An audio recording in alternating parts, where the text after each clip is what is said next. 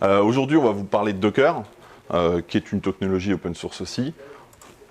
On va refaire une petite présentation de Docker, de son historique. On reparlera également plus après de ce qui est l'usine logicielle et de l'intégration du coup de Docker dans l'usine logicielle, comme le disait le titre, dans un objectif d'amélioration de la qualité de nos logiciels et de nos livrables. Donc pour la partie Docker, un petit historique, une présentation technique, puis on vous montrera un cas d'exemple basique qui peut être des choses qui peuvent être mises en œuvre très rapidement. Alors, un peu d'histoire pour Docker. Docker, c'est une solution qui n'est pas toute récente du point de vue des briques logicielles qu'elle utilise. Ça prend sa source dans des choses qui sont arrivées au niveau des systèmes Unix dans les années, fin des années 70, donc dans les années 80, notamment avec ce qui est du mécanisme de Schroth, donc de permettre de changer l'origine d'un système de fichiers pour exposer à un processus système uniquement une sous-partie d'un système de fichiers. Des systèmes Unix autres, type Solaris ou FreeBSD, OpenVZ et vServer, ont commencé à intégrer dans leur solution des technologies de conteneurisation d'applications. L'accélération de ce mécanisme-là, enfin de cette technologie-là, est arrivée à partir de 2006 quand Google a commencé à intégrer dans le noyau Linux ce qui s'appelle les process containers, qui a donné lieu quelques années plus tard aux C-groups, qui sont un mécanisme au niveau du noyau Linux qui permet de faire de l'isolation de processus avec de l'affectation de ressources. Donc, chose qu'on pouvait difficilement faire avant, on va être capable de dire tel processus système n'a accès qu'à telle quantité de mémoire ou telle force de travail sur le processeur. Tout ça s'est concrétisé en 2008 avec l'arrivée dans Linux des Linux conteneurs LXC, qui sont l'ensemble des briques au niveau du noyau Linux qui permettent de mettre en œuvre des conteneurs applicatifs, donc des processus isolés, aussi bien au niveau de l'accès aux ressources que du système de fichiers, et donc de permettre de créer des processus système isolés. Docker n'arrive qu'en 2013, entre-temps il y a eu deux expérimentations, deux avancées technologiques qui sont menées par Google et Cloud Foundry. Et donc l'entreprise Docker a proposé à partir de 2013 une solution un peu clé en main pour manipuler les conteneurs Linux, donc les LXC. Donc en termes de technologie, Docker n'est pas une nouvelle technologie qui est arrivée. Docker n'est que la mise en œuvre simplifiée de mécanismes qui sont historiquement assez anciens dans le noyau. Même si on prend 2008, ça commence déjà à dater, ça fait 12 ans. On va également parler un petit peu standardisation. Alors à partir de 2014, Google a initié ce qui s'appelle Kubernetes. Donc Kubernetes, c'est une technologie pour déployer du conteneur sans avoir besoin du coup de déployer, alors il y a toujours des systèmes Linux, mais de pouvoir permettre de déployer des conteneurs plus facilement dans des ensembles de pods, donc des endroits où on va pouvoir dire je veux un conteneur qui tourne sans se préoccuper de la machine en dessous, d'avoir à installer un Linux, d'avoir à initier un noyau, d'avoir à mettre à jour toute cette mécanique-là. À partir de 2015, on trouve les premières étapes de standardisation. Les plupart des gros acteurs, dont Google, Cloud Foundry, Docker et notamment aussi VMware et les acteurs historiques de la virtualisation, se sont regroupés au sein de la Open Container Initiative, OCI, qui a donné lieu à une standardisation sur deux axes. Comment est-ce que je fais tourner des conteneurs Linux? Comment est-ce que je partage des conteneurs Linux avec d'autres personnes? En 2017, Docker a fait la dernière étape, c'était de libérer la partie comment est-ce que je fais tourner des conteneurs via la mise à disposition en open source de conteneurs D. Toutes ces technologies-là sont intégralement open source, disponibles sans avoir besoin de payer quoi que ce soit. Donc en termes techniques, pour récapituler, Docker, c'est ni plus ni moins que de l'isolation de processus via des mécanismes existants dans le noyau Linux. Et Docker a apporté, dans cette simplification de manipulation, une partie ligne de commande qui permet de manipuler et de démarrer et d'éteindre et de lier entre eux et de gérer le réseau, les ressources, tout ça de manière simple depuis une ligne de commande unifiée. Un démon qui permet, donc un service Linux qui permet de démarrer et d'éteindre ces conteneurs. Donc le CLI, la ligne de commande interagit avec le service. Et surtout, un dépôt sur lequel on va pouvoir trouver des images, donc des applications qui sont conteneurisées, qu'on va pouvoir lancer de manière très simple, puisqu'on a juste à la récupérer et puis à la lancer, et ça fait ce que c'est prévu de faire. Un dernier petit point,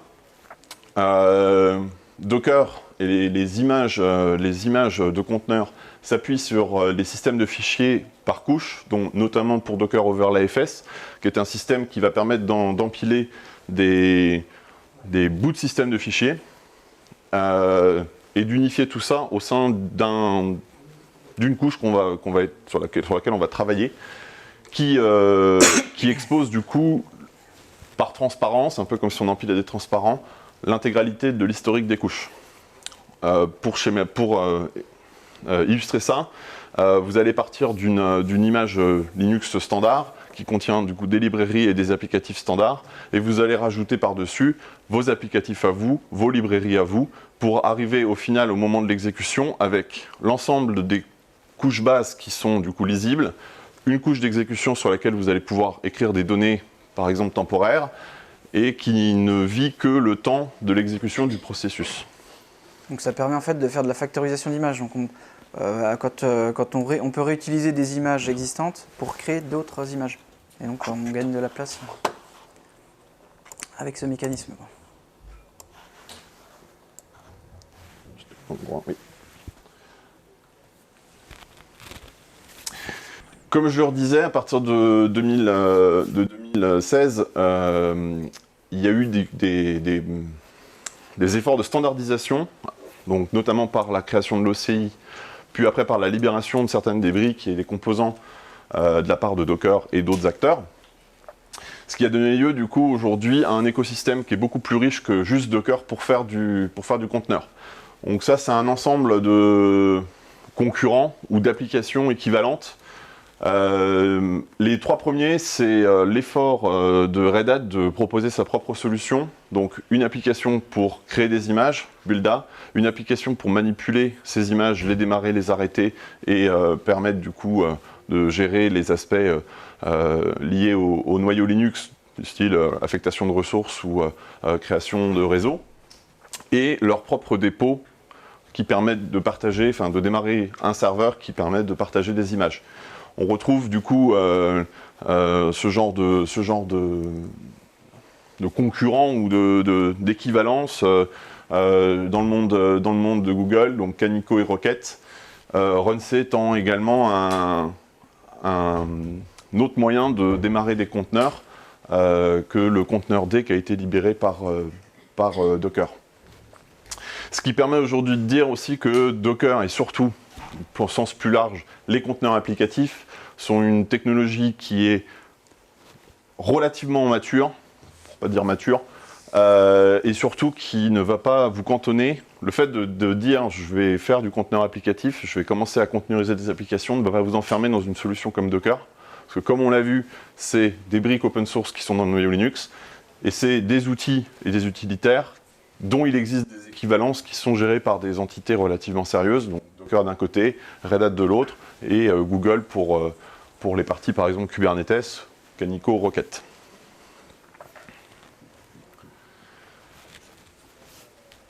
Petit exemple du coup de mise en pratique.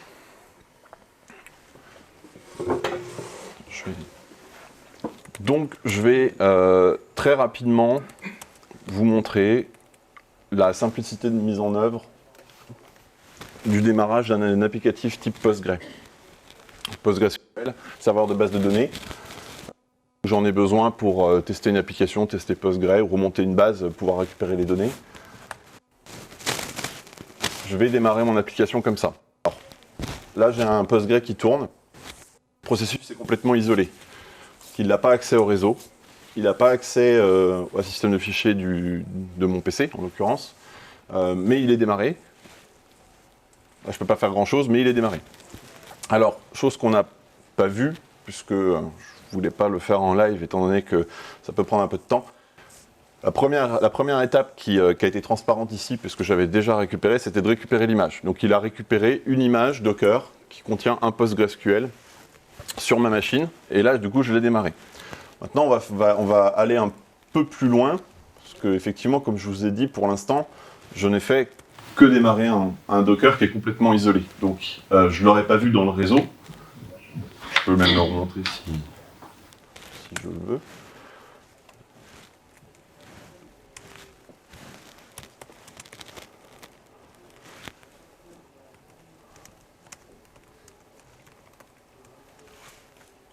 Si, normalement. Ah, putain.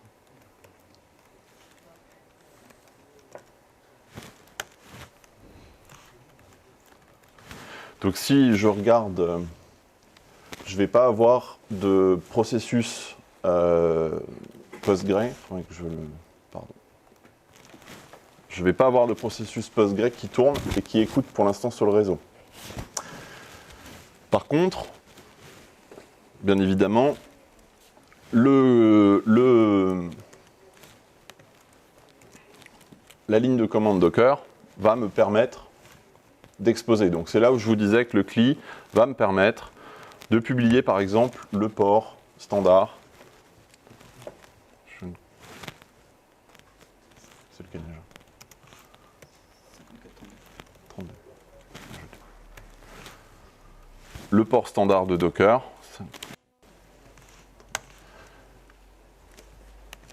Si je refais la même opération, je vais bien avoir, donc là, de mon système, il est vu par le Docker Proxy, mais là, j'ai un Postgres sur lequel je vais pouvoir me connecter, commencer à travailler directement dessus. En termes de manipulation, je n'ai pas installé grand-chose, je n'ai pas eu à mettre tout un tas de librairies sur mon système hôte, je n'ai pas eu à télécharger les bonnes versions, ainsi de suite. Si je veux démarrer la version 12 de Postgre. Bon, là, il me dit juste, j'ai pas le droit de le démarrer sans mot de passe, mais je pourrais faire exactement la même opération en quelques secondes. Si je veux démarrer une version 9, donc là, je vais retrouver, donc il n'a pas l'image, mais sinon, il va la télécharger et il va me démarrer un Postgre 9. Donc là, on va pouvoir gérer assez facilement sur un système hôte plusieurs versions d'un applicatif sans avoir besoin de l'installer, en ayant juste eu besoin d'installer Docker. Très rapidement. On peut peut-être dire du coup les images, on peut aller les diffuser sur un Docker Hub. Donc on peut aller consulter toutes les images disponibles. On peut aussi en pousser également quand on en crée. Et donc il y a un site pour ça. On va chercher MySQL par exemple, on va retrouver toutes les images MySQL. Comme ça on sait qu'après on peut instancier des conteneurs en se basant sur ces images-là.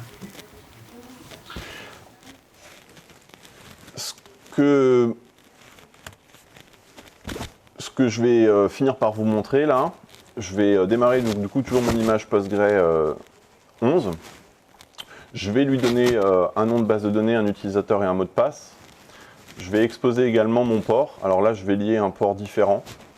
Je pourrais, voilà. Et je vais également lui donner une partie de mon système de fichiers, donc mon dossier import, que je vais monter dans le système de fichiers limité de mon conteneur. Alors ça, vous l'avez directement sur la documentation. Ce qu'ils appellent là le entry point, le Docker entry point, il va prendre tous les fichiers SQL et va les importer. En l'occurrence, il s'agit d'un cas assez concret. J'ai une application qui tourne. J'en ai récupéré un dump pour pouvoir aller regarder ce qu'il y avait comme données à un instant T dans cette base de données. Je vais pouvoir le remonter dans mon Postgre en lui donnant du coup le SQL en question et il va importer automatiquement ma base de données.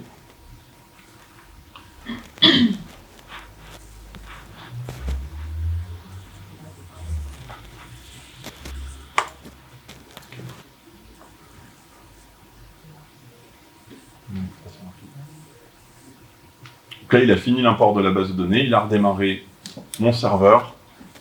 Je vais pouvoir me connecter dessus et je récupère automatiquement mes données. Voilà.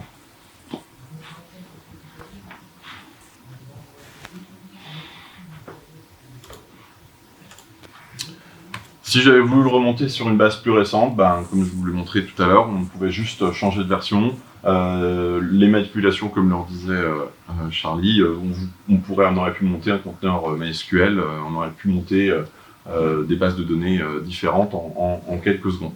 Ça, c'est un premier cas d'utilisation, c'est pouvoir gérer du coup des applicatifs qui ne sont pas forcément faciles à installer ou dont on veut pouvoir gérer plusieurs versions sans laisser de traces dans la version voulue, très rapidement, où on récupère plein d'images sont disponibles, des images officielles, donc la plupart des applicatifs serveurs, que ce soit Apache, du PHP, du Java, le Postgre, le MySQL, tout un tas de solutions open source ou pas d'ailleurs. Vous trouverez aussi des entreprises qui proposent des solutions, leurs solutions à eux, de manière containerisée, que vous pouvez démarrer. Ça vaut également pour certains applicatifs, si on va parler tout à l'heure de Jenkins.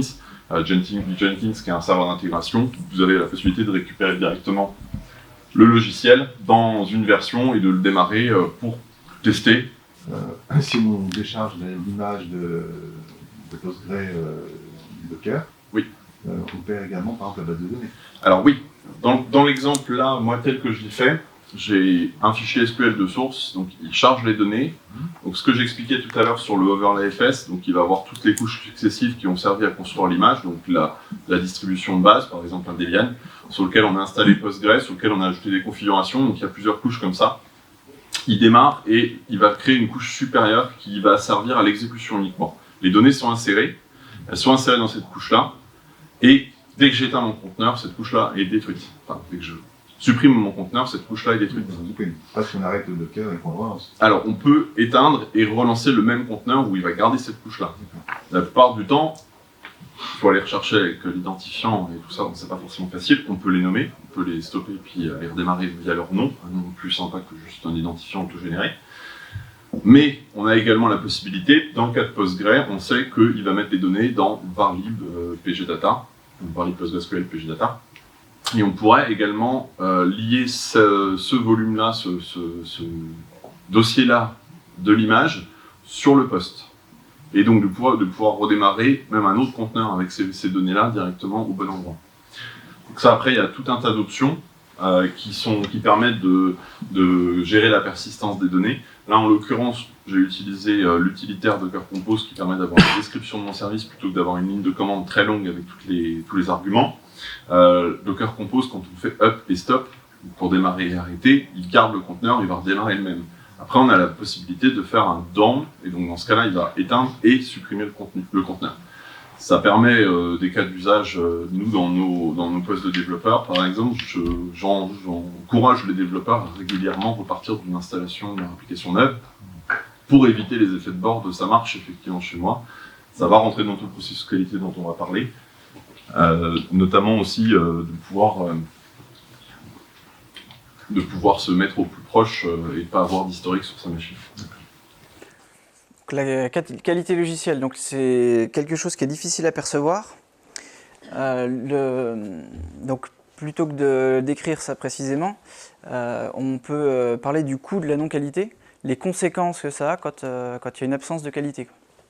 Donc par exemple, il y a la Caisse nationale d'assurance vieillesse, il y a un bug qui traînait dans le logiciel de calcul des trimestres, donc de 84 à 2009, qui n'a jamais été détecté.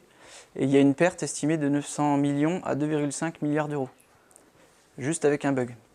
Ariane 5 en 96, le système de guidage était redondé, donc c'était super bien prévu. En cas de défaillance, on passait sur l'autre système, sauf que ça n'avait jamais été testé au sol. Donc il y a eu une défaillance sur le premier système, on a basculé sur le deuxième, qui était défaillant également. Donc là, ça a entraîné une perte de 370 millions d'euros. Donc ça, c'est quelque chose qu'il faut bien prendre en compte, la qualité, surtout les conséquences de la non-qualité. Donc après, on a plein d'autres exemples sur les projets au quotidien, ça peut arriver également, quoi.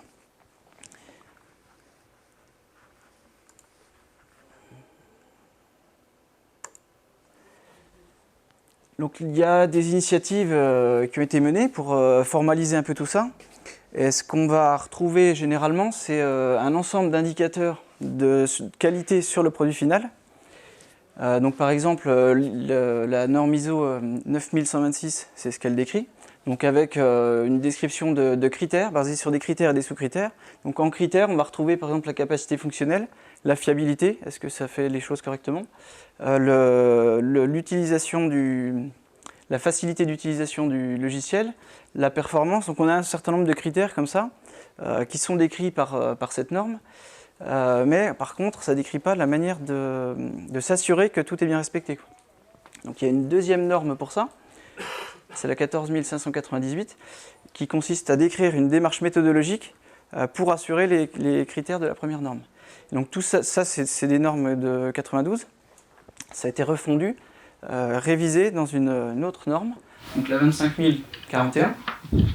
Donc ça, c'est les premières initiatives. Il y a également la 12207. Donc ça, c'est un cadre pour la formalisation des processus informatiques, sur tout ce qui est acquisition, développement, et aussi installation, déploiement jusqu'à la maintenance, quoi. Et puis, il y a des modèles qui sont basés sur la qualité du produit et la maturité de l'organisation, en initial, piloté, jusqu'à optimiser, où là, on est au top. On ne va pas parler de tout ça aujourd'hui, parce que c'est des normes. Moi, je n'ai pas tout lu en détail, hein, mais c'est assez poussé, quoi. On va surtout s'attarder, nous, sur la qualité des livrables. Donc, c'est ce qu'on souhaite fournir aux clients. Donc, que les livrables soient conformes aux exigences, aux attentes. Et puis, on va, pour arriver à cette qualité, c'est pas le fruit du hasard, c'est la qualité des processus qu'on a à Toll, qui vont faire en sorte que ce soit bien respecté. Donc c'est la construction des livrables. Et la construction des livrables, elle est assurée par une usine logicielle, que je vais présenter dans la slide d'après. Donc c'est quoi une usine logicielle? C'est une automatisation des tâches. Plutôt que chacun fasse ses développements dans son coin, on a tout un ensemble d'outils pour pouvoir communiquer les uns avec les autres, et puis automatiser des tests. Et ça, c'est fait par le processus qualité, par l'usine logicielle qu'on va mettre en œuvre. Alors pourquoi Docker? Simplement parce que quand on développe un logiciel, on souhaite être au plus proche de la réalité de ce qu'on va retrouver en production, pouvoir tester dans les conditions réelles, quoi. Donc l'usine logicielle à Atoll. Donc c'est ça, donc on a la communication avec le client ou au niveau de l'équipe. Donc ça va être assuré par un outil qui s'appelle Redmine. Donc c'est sous forme de ticket. Donc le client va pouvoir créer un ticket et puis le ticket va vivre, il va être affecté à un développeur. Le développeur va commencer à faire son travail. Donc il a son environnement de développement et puis ses outils de construction. Une fois qu'il a fait son job, il envoie ça pour relecture de code dans un outil qu'on appelle Gerrit. Donc tout le code est versionné dans Git. Et cet outil Gerrit va nous permettre de communiquer sur la base des développements réalisés. Donc on voit exactement les modifications de code, toutes les lignes qui ont été ajoutées, les lignes qui ont été supprimées. On peut valider un ticket, mettre des commentaires ou mettre une mauvaise note parce qu'on considère que la qualité n'est pas là. Ça, c'est la relecture humaine. Donc il peut y avoir plusieurs allers-retours comme ça. Le développeur va pouvoir reprendre son développement, faire ses modifications, reproposer. Donc il y a un premier cycle ici. Une fois que c'est validé, que tout le monde a accepté, quand je dis tout le monde, c'est tous les humains, et aussi l'automate Jenkins qui va lancer le build, vérifier que tout compile bien, et qui va également mettre une note sur la vérification. C'est vérifié, ça compile. Les tests unitaires sont bien passés, quoi. Et puis, une fois que tout ça s'est buildé, donc tout ça s'est envoyé dans des outils d'analyse de qualité. Donc on a certains indicateurs du coup, qui vont pouvoir ressortir à travers ces outils. Et quand donc il y a ce niveau relecture de code, et puis à la fin, quand tout est validé, on va publier les livrables. Donc par exemple, ça va être une application Java, donc un jar, ou un ensemble packagé, ça peut être des documents, ça peut être un peu ce qu'on veut, quoi. Et donc on a tout ce processus. Et donc là aujourd'hui, ce dont on va parler, c'est l'utilisation de Docker au niveau de Jenkins, à ce niveau-là, et également au niveau du poste de développeur.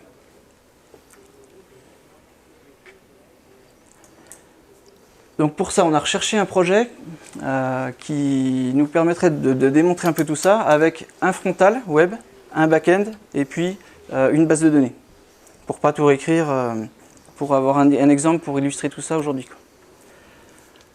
Donc ce qu'on a trouvé, c'est Real World. Donc ça, c'est un ensemble d'applicatifs back-end, front-end. Donc ils sont tous interchangeables parce qu'en fait, il y a une spécification Swagger au milieu. Et donc on peut mettre, comme on souhaite, un serveur Spring, un serveur Ruby, ce qu'on souhaite, ou un client, tous les clients qui ont été développés. Donc là, il y a un certain nombre de projets comme ça qui ont été mis en open source. Et donc on est parti, nous, sur la solution Spring côté back-end et puis React côté front. Donc on a bien les 3 niveaux souhaités et en base de données, on va utiliser un Postgres. Donc on va créer des conteneurs pour tout ça.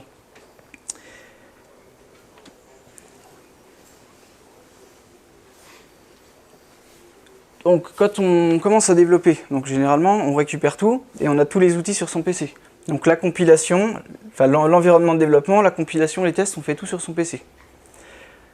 Comment on fait pour gérer ces dépendances? Donc le logiciel a besoin d'utiliser Postgres en version 12. Bon, quand on commence à développer, il faut déjà installer Postgres 12. Qu'on soit sous Windows, sous Linux, ça prend du temps. Si on a un autre projet avec une version de Postgres 11 ou un MySQL, il faut installer l'outil. À force, le PC, enfin, ça devient une usine à gaz. On a un peu tout ce qui existe d'installer. C'est trop contraignant. Donc généralement, ce qu'on fait, c'est qu'on développe sur une base embarquée, donc H2. Donc c'est une base en mémoire, c'est assez léger, il n'y a pas d'installation. Ça, c'est des pratiques qu'on a couramment. Et puis, tous les outils de construction. Donc c'est pareil, il va falloir installer les Java 8 pour pouvoir construire le projet parce qu'il est en Java 8, Gradle version 4.8, etc. Tous les outils qui vont être nécessaires, du coup, à la construction de l'application. Donc tout ça, ça prend du temps. Il faut maintenir son PC de développeur. Et puis surtout, quand on passe d'un projet à l'autre, c'est assez contraignant. Donc, dans un premier temps, là, ce qu'on va faire, c'est illustrer l'importance du coup de bien gérer ses dépendances. Pas utiliser une base en mémoire. Donc le projet,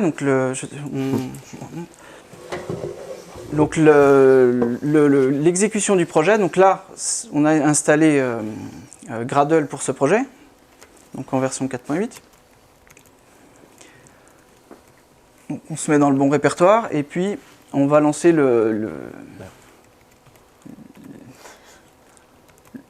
on va lancer l'exécution du back-end.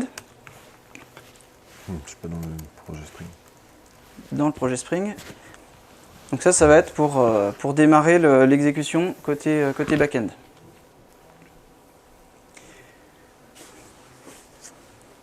Donc il lance sa compilation, il fait tout son travail, et à la fin, on a l'application qui a démarré. Si on remonte un peu plus haut, mais on va peut-être le voir sur la slide.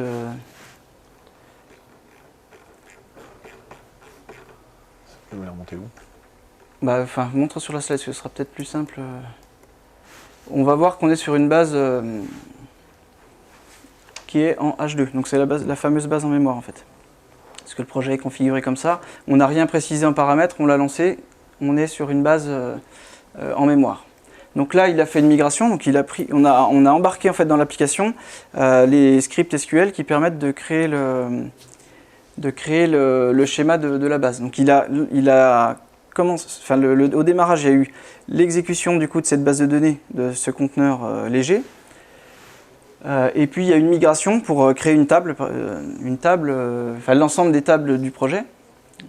Donc là, on a l'application qui tourne, donc normalement sur le PC.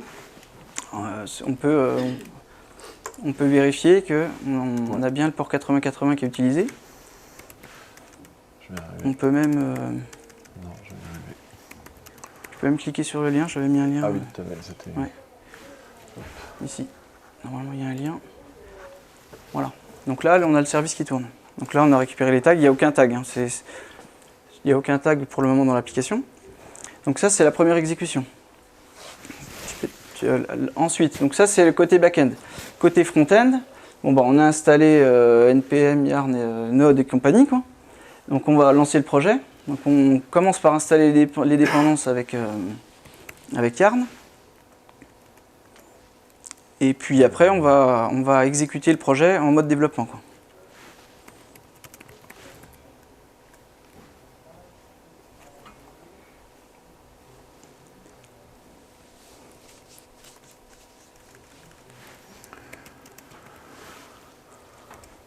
Run, c'était... Build, start. Start local. Start local après. Donc là, voilà, donc là il a exécuté le projet. Et puis on est sur une version de test. Donc on est sur le service en fait en ligne qui est proposé par Real World. Donc c'est les articles sur un site de démo que les gens publient.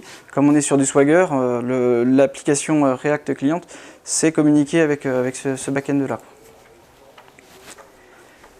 Si on veut le démarrer sur le service qu'on a utilisé, donc on a une deuxième config qui est le start local justement.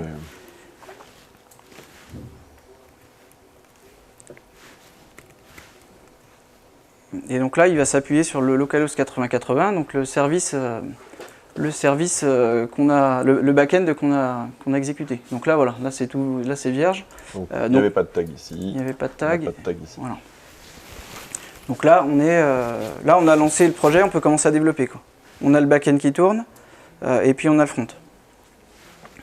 Bon, dans l'interface, du coup, on peut aller créer son compte, on peut créer des articles, etc. Ouais. On va peut-être pas faire toute la démo. Ok. Et donc, oui, donc c'est un projet. Ce qui était intéressant, c'est que du coup, pourquoi on a choisi ces projets-là, c'est pas juste un exemple tout doux avec une liste. C'est qu'il y a l'authentification, il y a de l'accès à la base de données, il y a de l'appel à des web services. Donc c'est un projet un peu complet. C'est plus réel qu'un projet tout doux qu'on va classiquement utiliser pour apprendre une techno. Donc c'est pour ça qu'on est parti sur c'est ce projet intéressant pour ça. Donc a priori tout est bon, quoi. Ça marche, on a le back-end, le front-end. Pourtant, si on se met dans les conditions de production, donc un serveur PostgreSQL, on va voir qu'en fait ça ne fonctionne pas. Oh, déjà démarré. Donc on va relancer faut lancer du coup le conteneur.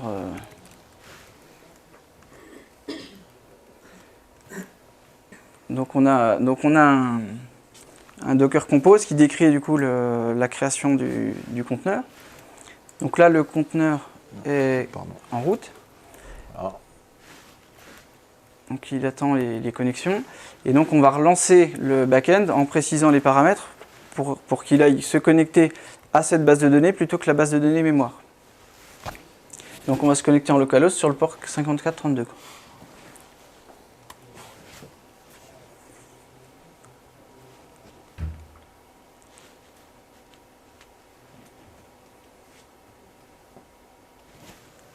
Voilà, donc le back-end tourne.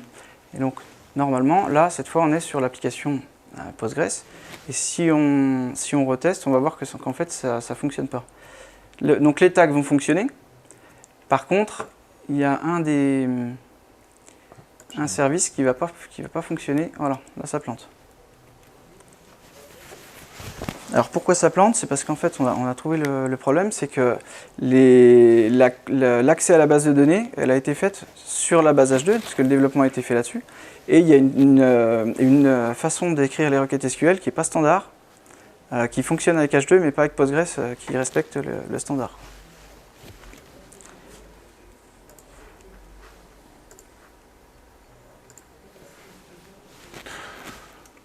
Donc ça c'était l'explication. Donc ça c'était l'explication pour le conteneur. On voit peut-être pas très bien. Donc là ça répond un peu à la question tout à l'heure pour les données. Donc là, au niveau de Postgres, on va lui préciser que les données sont dans varlib PostgreSQL data pg data. Et puis on va monter en fait un volume. Donc les fichiers que le conteneur va écrire seront présents au niveau de l'autre. Au niveau du PC. Donc comme ça, entre plusieurs, on peut détruire le conteneur. Relancer une nouvelle instance de conteneur, les données ne sont pas perdues. C'est ce qu'on a ici, quoi. Ensuite, il y a une petite chose ici qu'on n'avait pas évoquée, c'est l'utilisateur. Pour les conteneurs, il faut faire attention à ça. c'est que souvent les conteneurs ils sont lancés en route. On peut tout faire dedans, mais il y a quand même un risque, quoi. Donc là, on peut préciser, quand on lance un conteneur, de ne pas utiliser l'utilisateur root, mais l'utilisateur en cours. Donc le courant, l'UID et le JID, c'est l'utilisateur et le groupe de l'utilisateur du système root. donc on fait ça, et pour que ça fonctionne aussi, on monte le fichier passwd pour que l'utilisateur existe du point de vue du conteneur. C'est une petite astuce, c'est dans la documentation de Postgres. Et puis du coup, on a tous les crédentials pour l'accès à la base. Et puis du coup, on a le réseau. Ce qui fait que quand on lance le conteneur, pour pouvoir y accéder, on peut utiliser ce nom-là.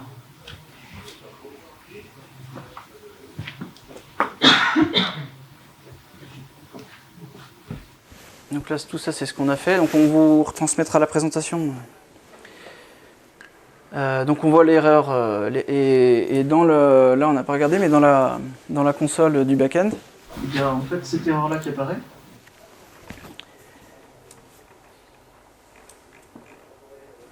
Donc c'est pas évident avec la taille de l'écran. C'est loin. C'était pas là. Enfin on voit toute la pile d'exceptions. Voilà. Voilà, Il est là. ici. Oula. Donc ça, c'était pour prouver que c'était important de bien gérer ses dépendances et que quand on développe, il faut être au plus proche de la production. Donc on pourrait se dire, donc il y a plein de tests unitaires dans le projet, donc on pourrait se dire que les tests unitaires du coup assurent cette partie-là, parce que c'est fait pour ça, c'est fait pour tester son code. Si on les joue, donc là c'est un exemple de test unitaire, donc il y a un utilisateur qui est créé, qui est enregistré, un article qui est créé, qui est enregistré, et puis après on va aller requêter les articles sur la première page, et puis on s'assure qu'il y a bien un article. Donc on se dit, il y a le test unitaire, pourtant c'est censé fonctionner, quoi. Mais seulement quand on lance les tests unitaires, on les lance aussi avec H2, quoi. Donc c'est ce qui se passe ici, quoi. Donc avec H2 ça passe, on lance les mêmes tests en précisant qu'on doit passer par Postgres, c'est pareil, ça passe pas. Voilà, d'où l'importance de bien gérer ses dépendances. Et puis il ne faut pas oublier que les tests unitaires, du coup, c'est bien en écrire, mais après ça ne traite pas tous les cas. Parce que, bon, le premier point, c'est qu'il faut qu'ils soient bien faits. Le deuxième point, c'est qu'il faut les exécuter, quoi. Et donc, pour ne pas oublier de les passer, on a Jenkins qui va s'en charger. Et puis au niveau de Jenkins, l'intérêt d'utiliser Docker, c'est qu'on va avoir un environnement qui est proche de la production. Et quand on a 50 projets dans une société qui doivent se construire en même temps, on ne va pas installer sur le serveur d'intégration continue 10 versions de Postgres, 5 versions de MySQL, c'est pas possible, quoi. Donc c'est Docker nous rend service à ce niveau-là, au niveau de Jenkins. Ça, on peut mon travail.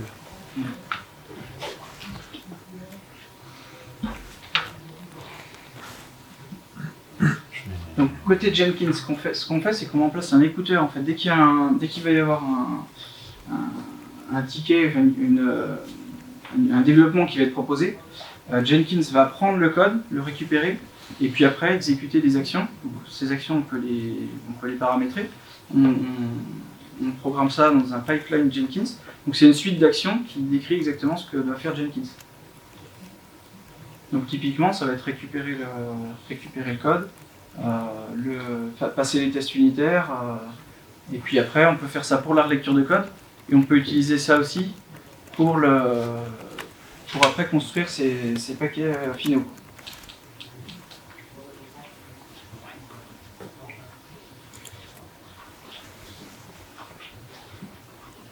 Qui fonctionne. Donc là, ce qu'a fait Guillaume, c'est qu'il a fait un commit, il l'a proposé pour relecture. Donc ça, là on est dans Gerrit. Donc on voit que donc le développement est envoyé. On peut voir l'ensemble de ce qu'a fait Guillaume ici. Donc c'est ici qu'on va commenter. Donc si on clique en fait sur une ligne, on peut aller mettre un commentaire, on peut échanger comme ça. Donc toute l'équipe va pouvoir participer à ça. Et puis surtout, il y a Jenkins qui va passer et qui va mettre une note. Donc on voit que là il est en train de construire. On a la console. On peut voir exactement tout ce qu'il est en train de faire.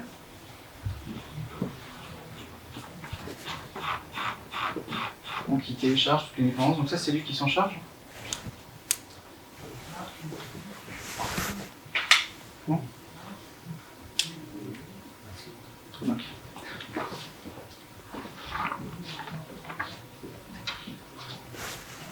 Donc là, il est en train de finaliser, il fait son nettoyage, et donc là, Les tests sont pas il passés. y a des tests unitaires qui ne passent pas. Voilà, donc là, Jenkins dit c'est pas la peine d'aller fusionner ça dans le tronc commun, parce que de toute façon, l'application n'a pas fonctionné.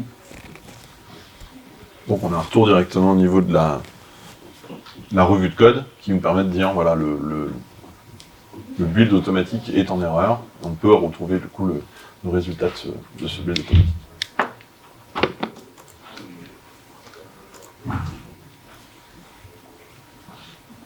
Donc, comment on a configuré ça? Donc côté Jenkins, c'est ce qu'on voyait juste avant. Donc on va créer une nouvelle entrée. Donc on va écouter le projet et puis on va lancer un pipeline à partir de la gestion de version. Et c'est le fichier qui Jenkins Review. Donc ça c'est le fichier, en fait c'est un script Groovy qu'on va écrire, qu'on retrouve ici.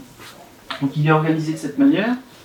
Donc il y a des agents, parce que ça fonctionne avec un maître et des esclaves, donc on a ça au niveau de l'infrastructure Atoll. Donc là on accepte de le faire tourner sur n'importe quel agent, il n'y a pas de problème, puisqu'après on est en Docker et on est complètement isolé. Et donc on a plusieurs étapes. La première étape, ça va être de tout construire. Donc en parallèle, on va construire le back-end et on va construire le front-end. Et à la fin, on nettoie l'espace de travail. Le back-end. Donc là, c'est le contenu qu'on a, le fichier T3 qu'on peut passer, donc on l'a séparé. Donc le back-end, donc on peut définir des variables d'environnement. Et puis après, on a des étapes. Donc là, on va se mettre dans le répertoire Spring du projet. Et puis, on va exécuter un script qui consiste à faire tourner un Docker. Donc sur du Postgres 12. On précise les différents paramètres, c'est ce qu'on retrouvait dans le Docker Compose. Et puis, une fois que cette image est prête, le conteneur est prêt, pardon, dans un autre conteneur Gradle, on va effectuer les opérations, et donc c'est le build, donc on va nettoyer, tester et construire.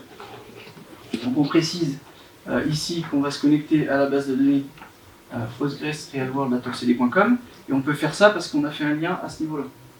Donc on fait un lien entre ce conteneur et ce conteneur. Donc le conteneur PG, le conteneur Postgres, on récupère son ID et on dit à ce conteneur-là, c'est à cette adresse-là, tu contacteras du coup le premier conteneur. Après, on a différents volumes qu'on monte pour pouvoir builder. Et donc, en se basant sur ce principe-là, on fait des tests sur une base Postgres avec un Gradle qu'on a récupéré, qu'on n'a pas installé. Donc c'est dans un Docker. Et tout ça, c'est assuré par Jenkins. La seconde étape, donc ça c'est pour le front. Donc c'est exactement le même principe, sauf qu'on n'a pas besoin de la base de données. Donc là, on va juste récupérer une image Node. Donc on crée un conteneur et puis on va, dans ce conteneur, exécuter les opérations qu'on a fait tout à l'heure avec les outils installés sur le poste du développeur. Donc le yarn install et puis le run build. Et puis à la fin, on fait un nettoyage de tous les modules qui ont été téléchargés. Une fois que c'est fait, donc quand ça fonctionne, en fait, on peut retrouver ça dans Jenkins. Donc on revoit l'exécution du job. Donc on retrouve les étapes. Donc en parallèle, on avait le build avec le back-end et le front-end. Et puis à la fin, le nettoyage du workspace. Ça, c'est le cas où ça fonctionne. Donc tout est vert. Et dans Gerrit, on se retrouve du coup avec une note, Jenkins qui a vérifié, ça a fonctionné, ça n'a pas fonctionné. Là, il n'est pas encore passé.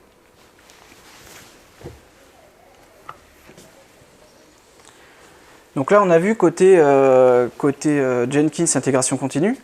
Donc si on pousse un petit peu plus, on a envie de se dire, est-ce que on ne pourrait pas utiliser les conteneurs qu'on a utilisés côté Jenkins sur le poste de développement?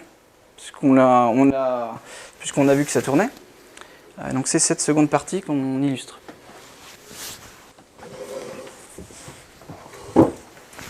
Donc le lancement qu'on a fait tout à l'heure avec le Gradle directement sur le poste du développeur, on peut lancer exactement, on peut créer un conteneur qui va assurer exactement les mêmes tâches, c'est ce qu'on voit ici. Et donc on crée ce conteneur de cette manière.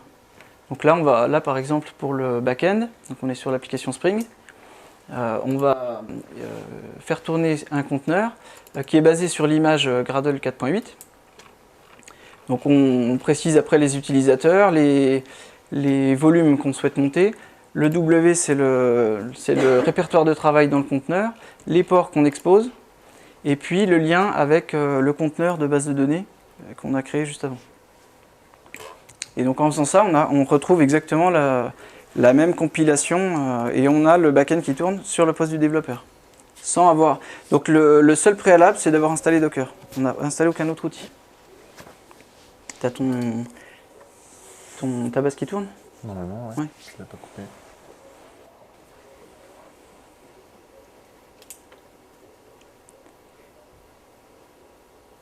Voilà, donc on a exactement la même chose que tout à l'heure, sauf que là on n'a rien installé, quoi.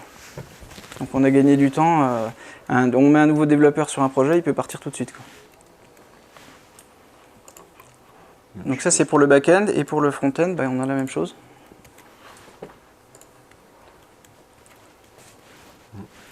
Donc cette fois on est sur un node 12.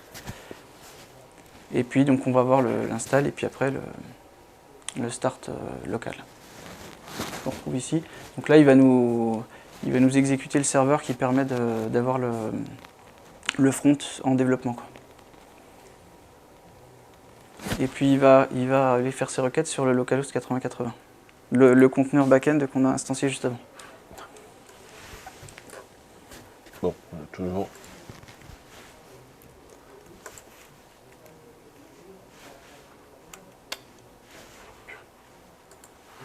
pas corrigé notre souci. Voilà, donc ça c'était pour illustrer une autre utilisation de Docker, c'est qu'on peut l'utiliser pour l'intégration continue, on peut aussi l'utiliser pour le poste du développeur.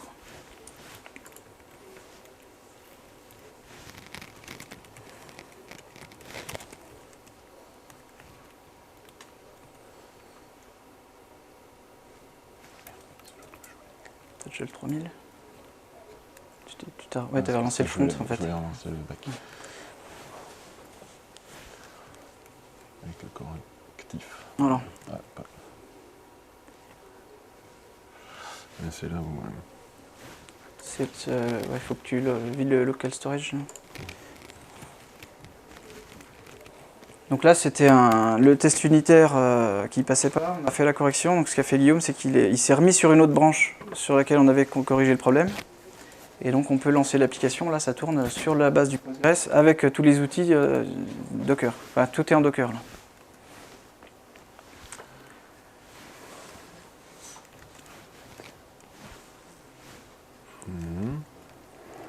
Ah.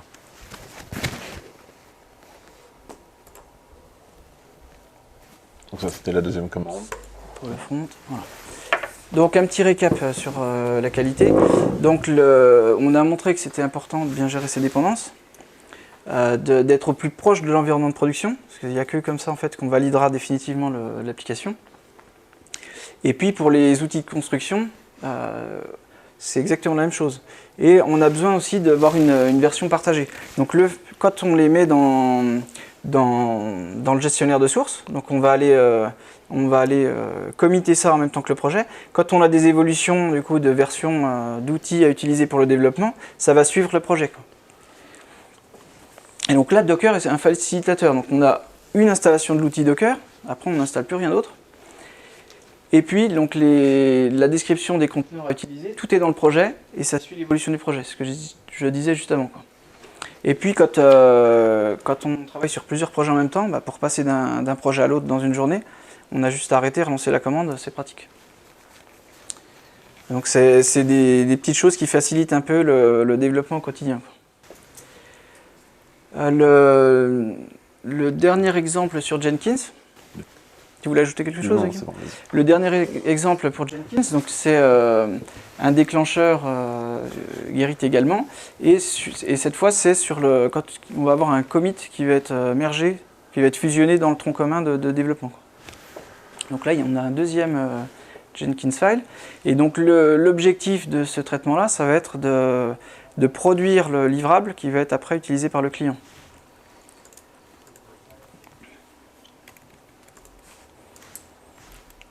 Il ne va pas s'arrêter. Tu fais un docker ps et puis tu le kill. Non, je vais en prendre un, de toute façon, ça suffit.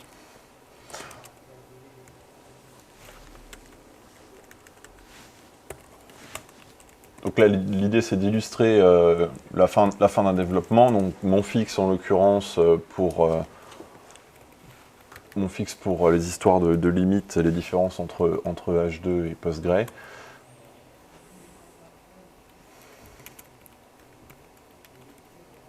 Qu'est-ce que j'ai? Bon, tant pis, hein. On va le merger sans...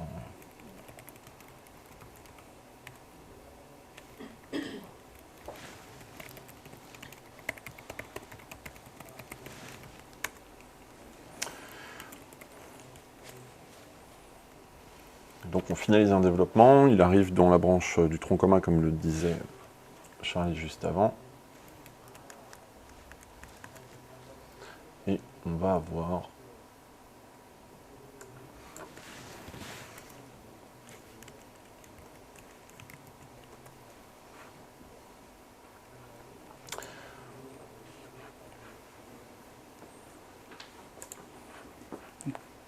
Donc là, il y a le job qui s'est lancé, et donc il va faire tout le boulot de construction. Alors là, c'est un job qui est un peu différent parce qu'il va construire le front-end, et puis les fichiers, donc l'index HTML, les JavaScript, toutes les ressources, les images, etc.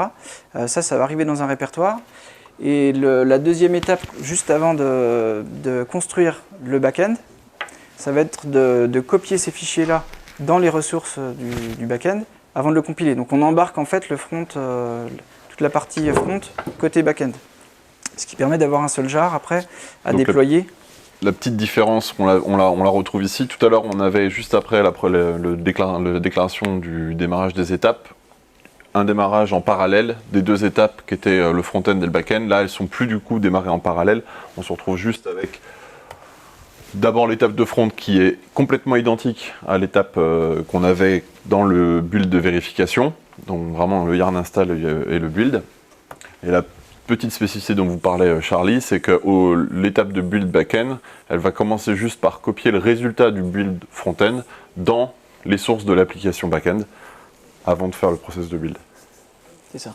Et ce qui fait que quand on va exécuter après l'application front, toutes les ressources, par exemple le site /index.html, bah, ça va aller récupérer celui qui est encapsulé dans l'application, qui a été buildé juste avant par le front, l'étape de front. La dernière spécificité sur ce job de build en état de merge, de finalisation de travail, c'est que là, on va vouloir garder le résultat du build. Là où dans le process de vérification d'une review, on s'en fichait un petit peu du résultat de build, c'était pas important. L'important, c'était si ça passait ou ça passait pas. Là, on va vouloir récupérer le résultat de cette construction. Normalement, il devrait avoir fini. Presque. Donc en fait, on l'archive côté Jenkins, c'est ce qui est fait ici.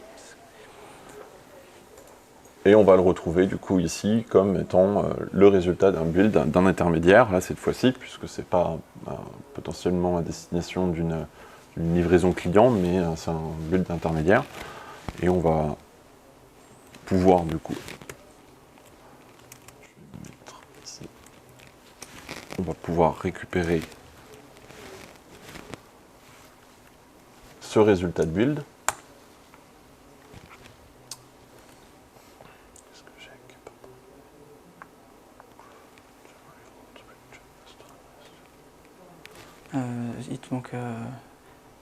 Il te manque le début du chemin. L'URL base. L'URL base n'est pas définie, je pense. Je vais le copier comme ça. Oui. Voilà. Oui. Donc là, on va le télécharger directement à partir de Jenkins et puis on va le mettre dans un fichier qui s'appelle Spring, enfin qui reprend le même nom, quoi.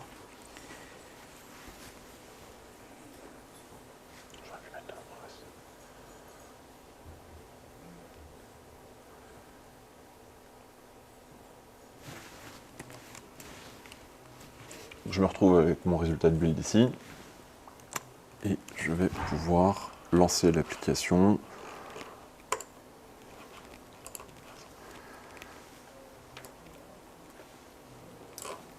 Je crois que j'ai coupé mon conteneur. Parce que j'ai coupé Ils sont tous coupés, mais il y a encore le non, React. J'ai plus le... Oui, il y a le React. Il y a Mais... juste le React. En fait, t'en as pas besoin si tu le lances sur H2, quoi. Ah oui, mais là, ouais. Ok, c'est bon. Voilà, je le démarre hop, en mode normal, toujours connecté à la base de données Postgre pour le test.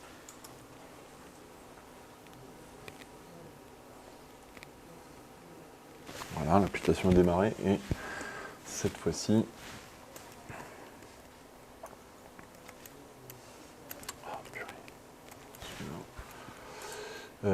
cette fois-ci, ici, on va à la racine du site, on se retrouve avec l'application complète. L'application démarrée complète. Et donc là, c'est ce livrable-là qu'on va transmettre au client. Et pour exécuter le projet démarrer le site, on a juste une ligne du coup, Java-jar à faire. Et après, on a tout ce qu'il faut. On a le back-end, le front-end, tous les tests unitaires sont passés et tout a été buildé par Jenkins, sans qu'on ait d'outils installés, quoi.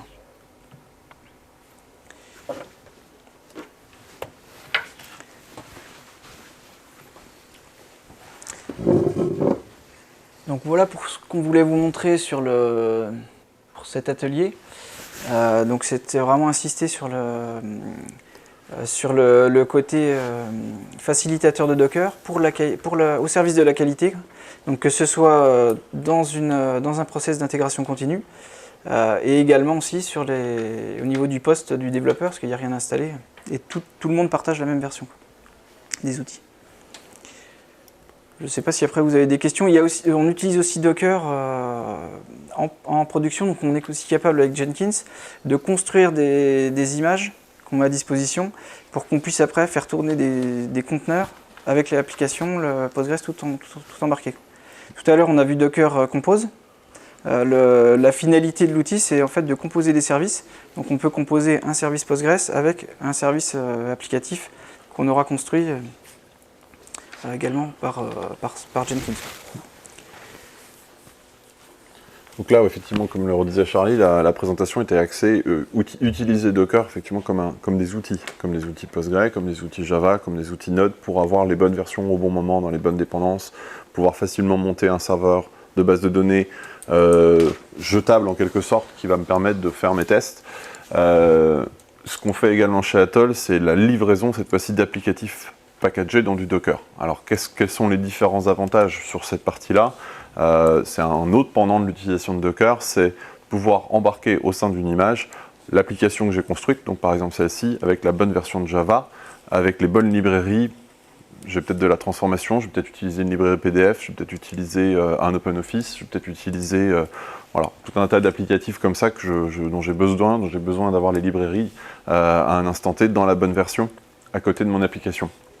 Mais là, on est du coup sur le pendant de livrer et d'un facilitateur pour livrer. C'est pas le seul mode de livraison qu'on utilise, c'est même pas un mode de livraison très répandu chez Atoll. On a beaucoup de tendance à faire aujourd'hui des paquets type Debian ou RPM pour les systèmes Linux. Mais c'est un mode de livraison qui a ses avantages quand les gens savent gérer du Docker et peuvent du coup déployer du Docker chez eux. Ou du coup ont directement des systèmes type Kubernetes où ils vont déployer sur des systèmes directement de conteneurs. Sachant que vous pourrez le retrouver très bientôt sur notre blog, on va notamment aussi faire une communication. Dans un Docker, on empaque beaucoup de choses, dont notamment des librairies, dont tout un sous-système Linux. Donc ça veut dire aussi à un moment donné gérer les version de ces librairies en cas de faille, en cas d'autre chose. La plupart de nos clients ont l'habitude de gérer des systèmes, des VM par exemple, dans le monde VMware ou dans le monde KVM Linux, ou sur des serveurs type Azure, Amazon ou des choses comme ça. Et on a l'habitude maintenant, c'est une technologie qui est plus toute nouvelle, on a l'habitude de mettre à jour ces systèmes, de mettre à jour quand il y a une faille logicielle, de mettre à jour un noyau, de mettre à jour une librairie. Docker, du coup, nous impose de faire également cette mise à jour-là à l'intérieur d'une application packagée dans Docker. Donc ça impose des problématiques. Notamment, on les développera dans un billet de blog à venir sur notre blog technique. Donc, par exemple, on peut être amené à faire des livraisons sans qu'il y ait aucun apport fonctionnel quoi, sur l'application. C'est pour corriger une faille éventuelle. Voilà. Donc juste un dernier exemple, du coup j'en profite, là il reste 2 minutes. Oui, c'est bon, c'était bon. Il est là, oui. Donc en fait là, c'est un commit là, qui est proposé donc, pour faire tourner justement cette application, la même application en Docker. Donc on a un Docker Compose, le fichier qui compose les différents services. Donc là on va retrouver le service base de données, ça c'est ce qu'on avait, c'est exactement ce qu'on avait dans les exemples avant. Et puis on va retrouver un deuxième service qui est app, où là on va décrire ce conteneur là, et ce conteneur là va être construit à la racine, enfin dans le même répertoire. Donc on va avoir les différents paramètres de lancement, et la construction de cette image là, en fait elle est faite ici quoi. On l'a décrit, on va décrire toutes les étapes quoi. Donc on va avoir un premier conteneur qui va être créé à partir de Gradle. On va créer on va construire la partie back-end. Après, on va construire la partie front-end. Et puis après, on va compiler un peu l'ensemble de tout ce qu'on a obtenu dans la dernière image, qui sera l'image qui sera mise à disposition et qui sera exécutée du coup quand on lancera le Docker Compose en s'appuyant sur ce fichier.